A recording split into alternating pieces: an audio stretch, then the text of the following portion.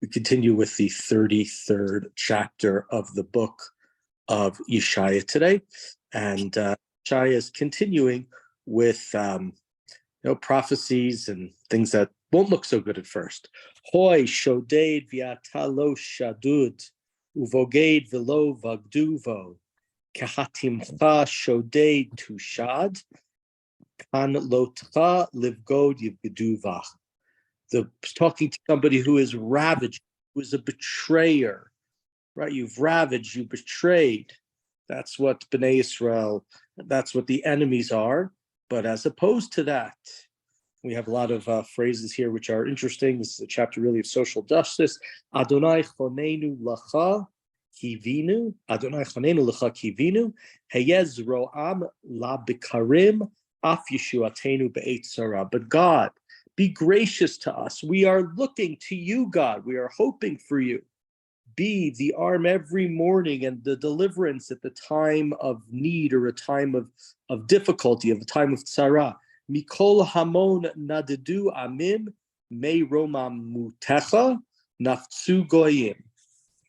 At your roaring, God, people ran away. Before your greatness, before your romaim, your majesty, the nations have scattered. V'usaf shilalchem osef hechasil kimashak gevim shokek bo. And spoil was gathered, just as locusts gather.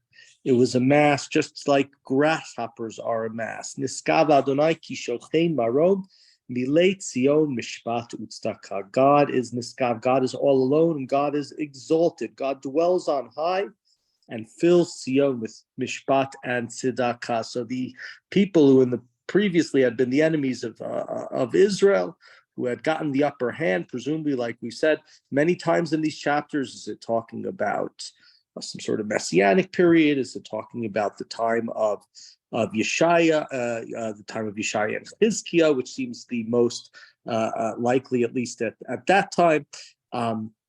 God's justice will be seen. And then we have an interesting pasuk. Vaya emunati techa chosed yeshuat chokhmah vadat yirat Adonai hi otzaro.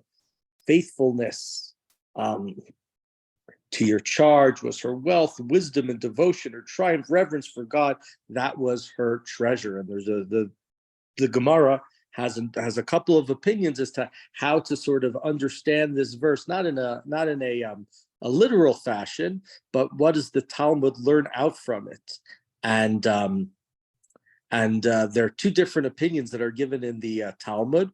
Reish Lakish says that based upon these verses, the 6 different things, Emunati Techa, Chosen Yeshuot, Chochmah, Vedat, Yirat Hashem, Hiotzro, these 6 different things is how we got the 6 orders of the Mishnah.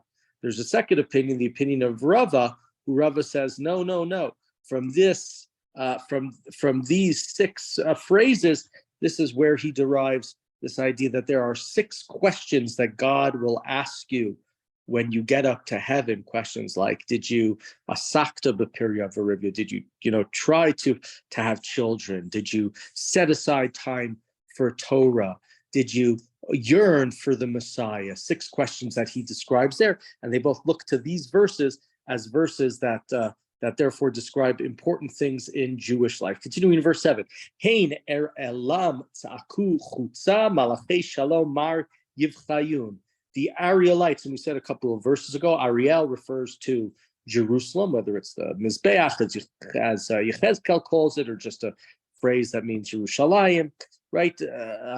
The Shalom's messengers, they weep. Nashomu misilot shavar over orach hefer brit ma'asarim lo chashav enosh. Their roads are desolate. The travelers have ceased. The covenant is no longer. The city's rejected. The mortals, the people are not thought of. They are despised. Aval umlala aretz hechpir levanon kamal. The land is wilted and withered. Lebanon is disgraced. It is smoldering in fire. Haya Sharon Karavav and Oer Bashan v'Carmel. Sharon is like a desert. Bashan and Carmel are stripped bare. And then Ata kum yomar Adonai Ata eromeim Ata enase. Now I will arise, says God. Now I will romaim. Now I will raise myself up. I will be I will be at the highest, right? With the destruction of the enemy, with destruction of evil, then God can once again come and be powerful and have a world of justice. Taru chashash teldu kash ruchachem eish tochalchem. Right? You will conceive hay, give birth to straw. My breath will devour you like fire. Vayu amim misrafot sid kotzim kesucham ba'esh yitzatu. People will be burning of lime, thorns will be cut down. Shemu rechokim asher asiti udu krovim gevurati. Those who are far away, see what I have done, and those who are near, pay attention. Know about my might. Sinners in Zion are frightened. The godless are trembling. How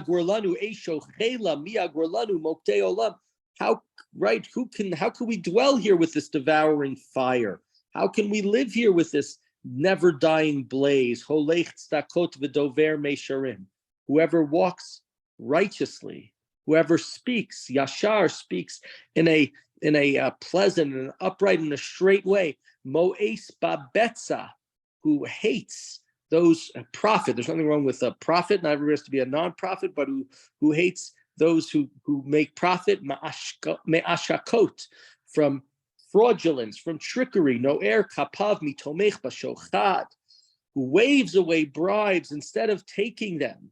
Otemas no mishmoa damim, who stops their ears against listening to what is damim here. Is it just sort of infamy? Does it mean bloodshed?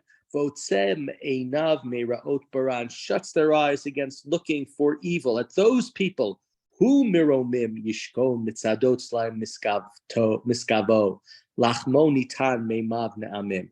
That person will dwell securely. That person will have strongholds that will be on the top of cliffs. They'll have food, they'll have drink, they will have nothing to worry about because their position in life will be so secure. So who will be so secure? The people who spurn evil, the people who show righteousness. And not here, it's not talking about bringing karbanot. It's not talking about keeping Shabbat. It's not talking about having I have to make a joke, the longest lulav or the biggest esrog. It's about having compassion for people. Melech biyofyo techazena einecha tirena eretz marchakim. Your eyes will behold a king in his beauty when they think about the land about. And this is probably where the Anshe Knesset HaGedolah got the phrase in Shemot Esrei, "V'techazena einenu b'shuvcha l'tzion barachamim," that our eyes will see when God returns to Jerusalem in mercy. Here we're talking about God after the destruction being in Jerusalem and supporting and fortifying and helping those who are righteous. And so the techazena einecha libcha, we're in verse 18, pasuk yudchet, libcha yageh ema ayeh sofer ayeh shokel ayeh sofer et hamig dalim. Your throat will say in awe, where's the one who can count? Where's the one who can weigh? Where's the one who could count all these towers? Right? There's going to be so much. At amno az lo tireh. No more will you see an enemy, a people. Am imkei safa. The people who you don't understand their speech. Mishmoa nil'ag lashon ein bina. The stammering of the tongue that are not understood. Chazeh, right? The enemies will be gone. It will only be us there. Chazeh Tzion Kiryat Moadenu. And when you look upon Tzion, our city where we gather, Einecha Tirena Yerushalayim, then your eyes will see Jerusalem again with that Chazeh and Einecha, like the Chazena Einenu in Shemot Esrei, Navesh Anan. Ohel bal yitzayun bal yisa yetedotav lanetzach v'chol chavalav bal yinateku. You will see a secure homeland, a tent that won't be transported, whose pegs will never be pulled up, whose ropes shall never break. Right, Yerushalayim and the Jewish people represented will be there and will not be again attacked by enemies, will not be displaced anymore. Ki im sham adira Adonai lanu mekom neharim yeorim rachavei yadayim. God's greatness will be there. He will be adir, dear and great, like a river. that with very strong streams and currents. Bal telech bo ani shayit v'tziadir lo yavirenu. No craft can travel there. They cannot steady the sockets of their mast. They cannot spread a sail, right? It's so strong, the current, that boats can come in.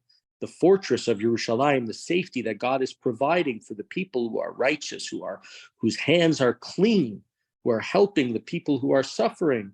No enemy can enter. That's how strong the fortress is, as represented by the currents of the strong river. In verse 22, Ki Adonai shovteinu, Adonai michokenu, Adonai malkeinu hu yoshienu. Because God, our judge or our ruler, God is our monarch, God is our sovereign, God will deliver us. And when I think of this, and the four, Shovtenu, Mechokokenu, Malkenu, Yoshienu, the four phrases here describing God, it reminds me, although it's completely different, of what we call the Arba Lashonot Shel Geula, the four stages of redemption that God says to Moshe, when Moshe says, I'm not gonna, what's happening? Things are getting worse. And God says, Votseti, Vitsalti, Vigaalti, Vilakafti, I'll take them out in these different stages. And here too, God's protection of Bnei Yisrael, it's like a matryoshka doll, right? It's like there's one, you open, there's just one more, another of God's ruling over us, and therefore providing the Jewish people with protection and support. Nichu chavalayich bal yichazku kain tarnam bal parsu nes az chulak ad shalal marbe pischim bazazu baz. And then indeed, the spoils will be divided.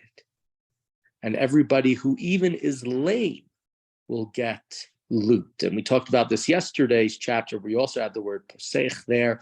It was 2 days ago or yesterday, I don't remember, where related to specifically those who wanted to go down to Egypt.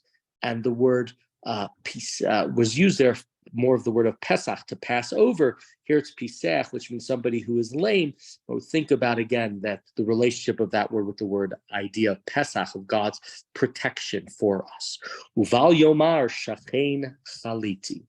And no one who is alive will say that I am sick. Ha'am Hayosheba Nesu Avon. The people who have been living there, they have been forgiven by God. It's going to be obvious to everybody that the Jewish people have now been forgiven, that the destruction that had previously happened, the threats, and again, whether this is a messianic idea or whether this is during the time of Chizkiyahu or both, the threats of Sancheirav, his destruction of the northern kingdom, his routing of every place in Judah other than Yerushalayim has come to an end. It will be obvious to all that God has forgiven the Jewish people and is once again protecting them fully.